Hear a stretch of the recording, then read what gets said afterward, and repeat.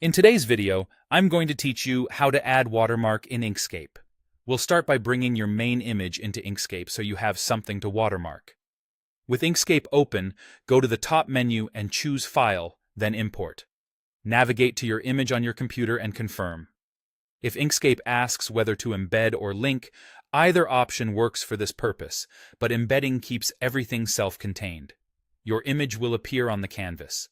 If it seems too large or small, that's okay. You can leave it as is for now since we're focused on the watermark itself. Next, import the logo you want to use as the watermark. Go back to File, choose Import again, and select the logo file.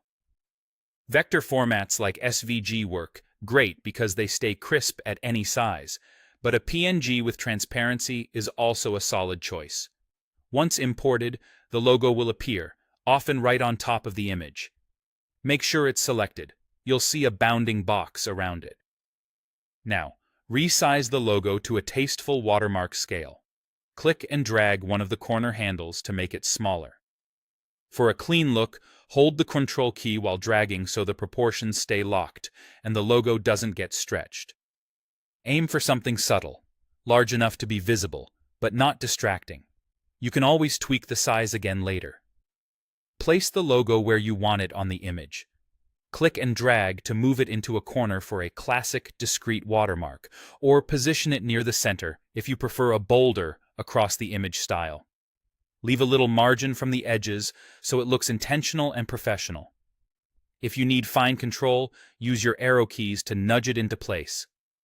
To complete the watermark effect, reduce the logo's opacity so it blends with the image. Open the Fill and Stroke panel with Shift plus Control plus F. In that panel, look for the opacity slider and lower it until the watermark looks light and non-intrusive while still legible. Somewhere around 1/4 to 1/3 opacity often works well, but adjust based on your image's brightness and contrast. The goal is to protect your work without overpowering it. That's it. You've imported your image, brought in your logo, resized it thoughtfully, positioned it with care, and softened it using opacity.